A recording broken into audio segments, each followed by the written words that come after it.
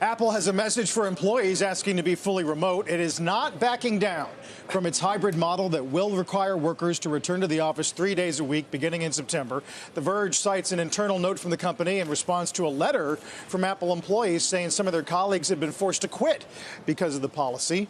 Tim Cook sent an email out a while ago, guys, saying you got to come in on Mondays, you got to come in Tuesdays and Thursdays starting in the fall. I guess trying to bust up the weekend arbitrage, I guess, although it's hard to imagine anybody's going to be working Friday from an office. This is my, I feel, one of the most important business stories out there right now. All the decisions that are being made by the leaders of companies in terms of what the future is going to look like for their workforce. And I think it's fascinating that they got pushback from from potentially employees at Apple saying we don't want to come in at all. I know. And so the hybrid model certainly seems to be ascendant right now. I think there are not going to be many companies that require employees in person every day. There are also not going to be too many that allow you to have complete freedom to not come in at all. Your friend, Mr. Benioff, as well, though. It's very interesting in terms of what he's had to say about the largest building. Largest building in San Francisco. Aren't they taking an impairment to some degree on? Look, that was, as Mark has often talking said, about Salesforce, it was his first pandemic, Mark. Now, one of the things that we got the first company to acknowledge your largest issue. Yes. General Mills, which I know people are trading down, I question that, is saying that we're not going back to 2019. People are going to be eating cereal at home, and the numbers are going to be elevated. So maybe instead of thinking that this is just a pandemic story, understand that lifestyle has changed, and people are going to be eating cereal a couple days a week. You know, there seems to be a desire on the part of many employees to have the flexibility, at least, of being able to work from home. Many CEOs will tell you their productivity is unchanged, if not enhanced, during this period.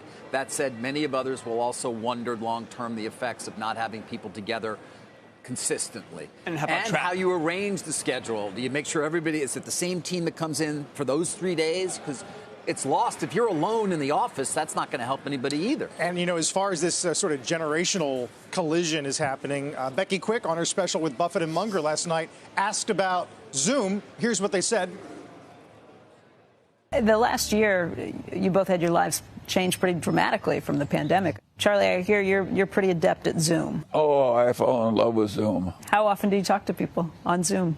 At least 3 times a day. I made a deal in Australia. I think Zoom is here to stay. It just adds so much convenience. Well, particularly for 97, getting around. But Charlie and I have talked a lot, obviously, since the pandemic started. We haven't talked on Zoom yet. I mean, well, but it's not because I'm a non-Zoom guy. No. Why don't you like Zoom? Well, I don't see any plus to it, particularly. And I did it once or twice, and they had a whole screen of people. I just didn't think it was adding experience. I'd rather have my, feet on the desk, and I find the telephone a very satisfactory instrument. I mean, what you got to imagine, though, guys, that people who are just coming into the workforce, this is all they know, right? Yes. And Zoom is an option.